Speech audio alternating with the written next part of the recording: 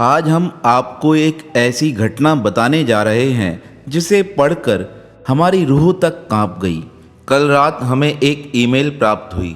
उस ईमेल में लुधियाना की एक महिला जिनका नाम रंजना माथुर था, उन्होंने लिखते हुए अपना प्रसंग बताया है।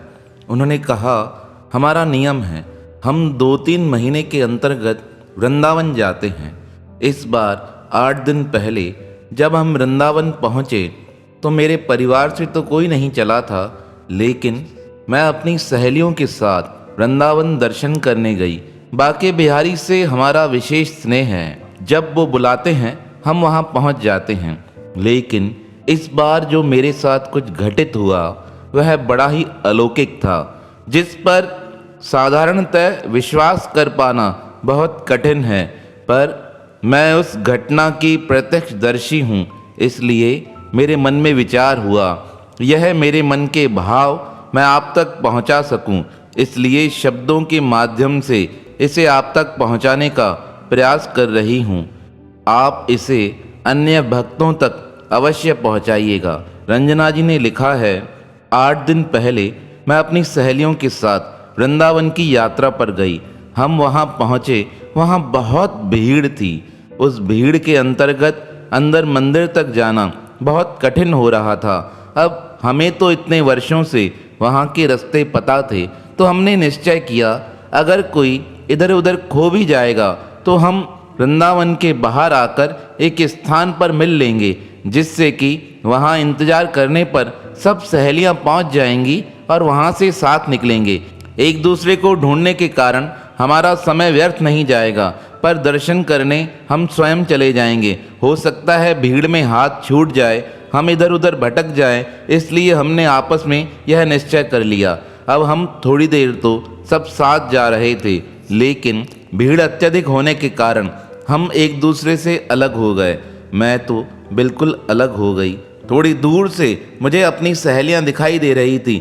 मैंने उन्हें आवाज़ भी लगाई, पर मेरी आवाज़ वहां तक पहुंच नहीं पा रही थी। मैंने सोचा अपने आप आ जाएंगी। धीरे धीरे कदम बढ़ाते हुए, भीड़ का धक्का खाते हुए मैं मंदिर के नज़दीक पहुंच गई। जैसे ही मैं सीढ़ियां चढ़ रही थी, पीछे से इतनी भीड़ थी, उस भीड़ में मुझे किसी का हाथ लगा।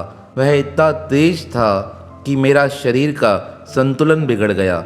मैं गिरते धरती पे धड़ाम से गिरी। कुछ लोगों का पैर मेरे चश्मे पर लगा। मैं उठने का प्रयास कर रही थी, तभी एक ठोकर मेरी आंख के इधर लगी। बहुत गहरी चोट थी। लोग चिल्लाने लगे, अरे इसे उठाओ, यह गिर गई है, इसे उठाओ, यह गिर गई है। पर इतना ही मैं सुन पाई और मेरा दिमाग सुन्न हो गया। मुझे तो कुछ समझ ही नहीं आया। उसके बाद जब मेरी आंखें खुली तो मैंने अपने आप को एक हॉस्पिटल में देखा। मैं देखकर हैरान थी, मैं यहाँ कैसे पहुँच गई। तब किसी ने बताया, एक सज्जन आपको यहाँ लेकर आए थे, उन्होंने अपना नाम श्याम बताया है। मैं हैरान थी, कौन लेकर आया। तभी एक व्यक्ति अंदर आया। उसने मुझे देखकर कहा, बहन जी कैसे हो, आप ठीक हो, आप कहाँ रहते हो?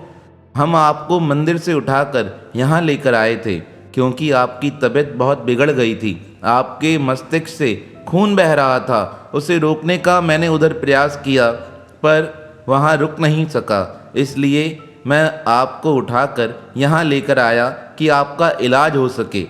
मैंने उनसे पूछा, आप मुझे यहाँ लेकर आए हो, पर अकेले तो नहीं ला सकते हो, और कौन लेकर आया? तब वह बताने लगे, जब आप वहाँ गिरे थे, अचानक से वहाँ बहुत भीड़ थी। उस भीड़ को चीरता हुआ एक पुलिस इंस्पेक्टर आ गया। उस पुलिस इंस्पेक्टर ने कहा, चलो हम इसे वहाँ हॉस्पिटल लेकर चलते हैं। अब मुझे तो कुछ पता ही नहीं था, मैं भी आपके समान यात्री था। मैंने कहा, मुझे यहाँ की जानकारी नहीं है। तब वह कहने लगा, तुम चिंता मत करो, तुम मुझे साथ दो, इसका हाथ पकड़ो, हम लेकर चलते हैं। वह अपने हाथों से आपको सहारा देकर और मेरी सहायता से थोड़ा मंदिर से बाहर लेकर आया। हम सोचने लगे आपके परिवार वाले इधर उधर आ जाएंगे। हमने आपके पर्स में आपकी आईडी देखी तो आपकी आईडी तो नज़र नहीं आई। हमने वहाँ पर थोड़ी देर रुककर एक अनाउंसमेंट भी कराया, तब भी किसी ने आवाज़ नहीं दी। हमने सोचा पहले इनका उपचार जरूरी है। ऐसा कह वह मुझे कहने लगे, जल्दी से इन्हें इस गाड़ी में बिठा दो, हम इन्हें उपचार के लिए लेकर चलते हैं। हम मंदिर से बाहर तक आपको सहारा देकर लेकर आए, पर आपको होश नहीं आया। आपको पानी के छींटे लगाए, तब भी आपको होश नहीं आया। जो उपचार केंद्र अंदर था मंदिर के पास, वहाँ पर थोड़ा इलाज कराया, पर आपको फ़ायदा नहीं पड़ा। तब उनके कहने पर हम आपको इस हॉस्पिटल पर लेकर आए। मैंने आगे पूछा, वो व्यक्ति कौन थे? मुझे उनको धन्यवाद देना है। तब नज़दीक बैठा व्यक्ति कहने लगा, मुझे तो इतना ही याद है, उनकी जो ड्रेस थी उस ड्रेस पर उनका नाम लिखा था बाके बिहारी के सेवक, और उसके नीचे एक छोटा सा नाम था मुरारी। मुझे तो ज़्यादा कुछ पता नहीं। अब इतना कह वो शांत हो गए। मैंने कहा कि भैया आपका बहुत बहुत धन्यवाद कि आपने मेरी सहायता की, मुझे बचाया है। तब वह कहने लगा, अरे इसमें धन्यवाद देने की क्या बात है, भगवान ने आपकी सेवा के लिए मुझे उपस्थित किया और मैं सेवा के लिए आ गया। मैंने अपने घर वालों को फ़ोन कर दिया है, वो अभी होटल में हैं। अभी हमें आगे की यात्रा पर निकलना है। मैं तो आपसे मिलने आ गया था, क्योंकि कल आपको यहाँ छोड़कर हम चले गए थे। मैंने सोचा आपको एक बार देख लूँ, आपसे पूछ लूँ आप कैसे हैं, और आपके घर यह जानकारी दे दें कि आप अभी ठीक हैं, तो आपके घर वाले आपको लेने आ जाएं। उसकी यह सब बातें सुनकर मैं हैरान हो रही थी। एक अनजान व्यक्ति इस प्रकार कैसे सहायता कर सकता है। मैंने फिर पूछ लिया, भैया क्या आप मुझे उनका नाम बता सकते हैं? तब उसने कहा, मैं कल गया था यहाँ से वापस, फिर मेरे मन में भी यही विचार था। मैंने नाम अच्छे से पढ़ा था, उनका नाम मुरारी गर्ग था और पुलिस इंस्पेक्टर थे। मैं समझ गया। वहाँ जाकर मैंने सबसे पूछा, मुरारी गर्ग कौन है? मैं उनसे मिलना चाहता हूँ। कल हम एक महिला को यहाँ से लेकर हॉस्पिटल गए थे, मुझे उनके बारे में जानना है, वो कहाँ हैं।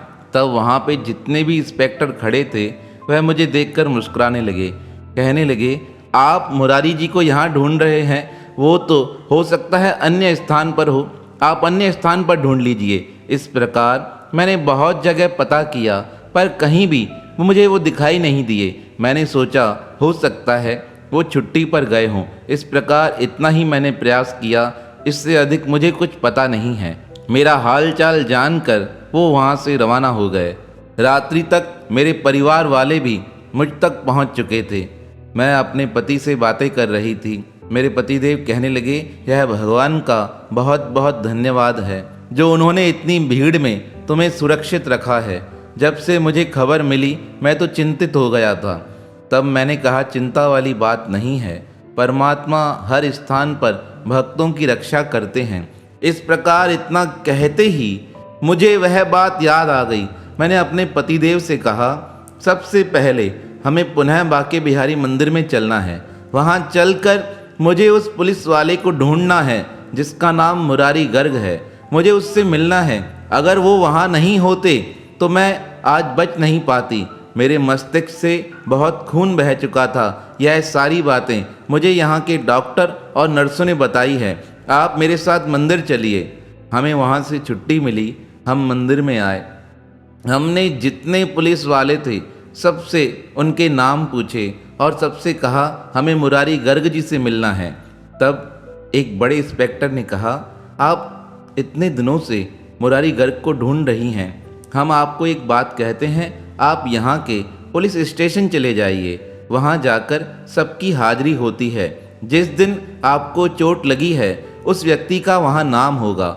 आप वहाँ जाकर पूछताछ करेंगी तो आपको पता चल जाएगा कि मुरारी गर्ग कहाँ हैं। जब उन्होंने इस प्रकार मुझे समझाया तो मैं पुलिस स्टेशन आ गई। वहाँ पर आकर मैंने रजिस्टर खुलवाया। पहले तो उन्होंने मना कर दिया, पर मेरा भाव देखकर वो मान गए। उन्होंने कहा, आपका भाव अच्छा है इसलिए हम प्रयास करते हैं। तो जिस दिन मुझे चोट लगी थी 8 दिन पहले की यह घटना है। जब उन्होंने रजिस्टर खोलकर देखे तो बहुत बड़ा ही अलौकिक चमत्कार हो गया। उस रजिस्टर में कहीं भी मुरारी गर्ग नाम का कोई व्यक्ति था ही नहीं। मैंने कहा, एक बार पुनः देखिए।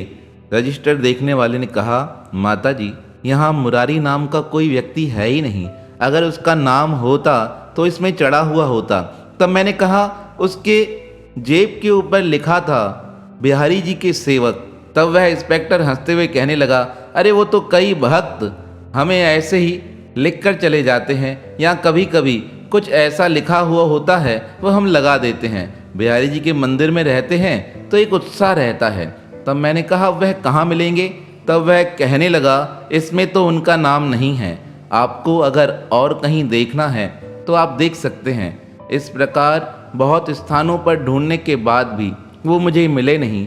मैं अपने घर आ गई, पर मन में एक उत्कंठा थी कि वह मुरारी गर्ग मिल जाते तो मैं उन्हें धन्यवाद दे पाती।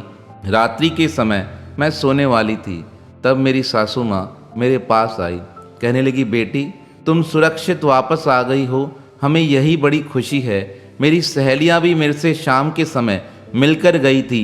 मैंने सारी बात उनको बताई। उनको जब तक मैं मिली नहीं थी उनका हृदय बहुत परेशान और डर से व्याप्त था। उनको बहुत डर लग रहा था कि मैं पता नहीं कहाँ चली गई हूँ। मेरा फ़ोन आने के बाद उनका भी मन शांत हुआ। उन्होंने सारी बातें मुझे बताई। जब सासू माँ मुझसे बात कर रही थी मुझे रोना आ गया। मैंने कहा, माता जी सब कुछ अच्छा हुआ, बस एक ही बात है कि जिस व्यक्ति ने मुझे बचाया वह मुझे मिला नहीं। एक बार मुझसे मिलता तो मैं उसे धन्यवाद कह पाती। मेरी बात सुनकर माताजी ने पूछा, बेटा क्या नाम था? मैंने कहा, माँ मुरारी गर्ग। इतना सुनते ही माताजी शांत हो गई। मैंने कहा, माताजी क्या हुआ? आप कुछ कह नहीं पा रही हैं। तब उनकी आंखों से आंसू आने लगे। मैंने कहा, माताजी बोलिए ना, क्या कहना चाहती हैं? तब माताजी ने कहा, बेटा तुम उसे पहचान ही नहीं सकी, जो स्वयं जगत के मालिक हैं, जो स्वयं बाके बिहारी हैं, वह स्वयं मुरारी के रूप में तुम्हारी रक्षा करने आए थे। तुमने सब जगह उन्हें खोज लिया, वह नहीं मिले। तुम उन्हें उस स्थान पर खोजने नहीं गई जहाँ वह साक्षात बैठे रहते हैं। बेटी वह मुरारी और कोई नहीं, मुझे तो यही प्रतीत होता है बाके बिहारी ही मुरारी के रूप में इंस्पेक्टर का भेष बना तुम्हारी सुरक्षा करने आए थे। अन्यथा एक इंस्पेक्टर सिर्फ अपना सहारा देकर तुम्हें उस भीड़ से निकालकर हॉस्पिटल तक कैसे पहुंचा सकता है, और वो भी एक व्यक्ति की सहायता से? यह भगवान के सिवा कोई नहीं कर सकता है। तुम मानो या ना मानो, वह परमात्मा ही मुरारी गर्ग बनकर तुम्हारी रक्षा करने आए थे। माताजी की बात सुनकर मेरे आंखों से आंसू नहीं रुके। मेरे पतिदेव भी वहां आ गए। पूछने लगे, क्यों रो रही हो, क्या हुआ? तब मैंने उन्हें रोते हुए कहा, भगवान ने स्वयं आकर मेरी रक्षा की और मैं उन्हें पहचान न सकी। रोते रोते बुरा हाल हो रहा था। तब वह कहने लगे, चिंता न करो, अगले महीने हम पुनः बाके बिहारी मंदिर में साथ चलेंगे और वहाँ आराम से मिलकर आना। इस प्रकार आश्वासन देकर उन्होंने मुझे सुला दिया। पर आज भी 8 दिन बाद जब मुझे यह घटना याद आती है तो मेरा हृदय द्रवित हो जाता है। मेरी आंखों से आंसू बहने लगते हैं कि किस प्रकार परमात्मा ने स्वयं प्रकट होकर मेरी रक्षा की थी। और एक बात तो बताना भूल ही गई, जब मेरे मस्तिष्क से खून बह रहा था, डॉक्टरों ने कहा खून की व्यवस्था करनी है, तब वह पुलिस इंस्पेक्टर मुरारी गर्ग ने ही मुझे खून देकर मेरी रक्षा की थी। तो यह सब बातें याद कर मेरा मन एक दिव्य आनंद से भर जाता है। लेकिन पुनः मन में एक बात रह जाती है, काश परमात्मा के दर्शन हो जाते, जो साक्षात स्वयं प्रकट होकर मुझे बचाने आए थे। तो ऐसे भक्त वत्सल भगवान जिन्होंने मेरी रक्षा की, उनके पावन चरणों में मेरा प्रणाम है। और जाते जाते एक बात और कहना चाहती हूँ। उन्होंने आगे लिखा, गुरुजी आपको प्रणाम। आपकी बहुत कथाएं मैं सुनती हूँ और अपने साथियों तक इन्हें शेयर करती हूँ। मेरी इच्छा थी कि मेरे जीवन की यह घटना मैं आप तक पहुँचा सकूँ, जिससे कि अन्य भक्तों के मन में भी भक्ति भाव बढ़ सके। आप इसे अवश्य अन्य लोगों तक पहुँचाइएगा। आपका एक बार पुनः बहुत बहुत धन्यवाद। आप भक्ति के मार्ग पर सबको लगा रहे हैं। हम भी बाके बिहारी जी के भक्त हैं। आपका और हमारा स्नेह सदैव बाके बिहारी से जुड़ा रहे। इस प्रकार उन्होंने सारी बात ईमेल के माध्यम से लिखकर हमारे तक पहुंचाई थी। तो भगवान किस प्रकार अपने भक्त की रक्षा करते हैं, ऐसे श्री बाके बिहारी जी के पावन चरणों में हमारा बारंबार प्रणाम है, प्रणाम है, प्रणाम है।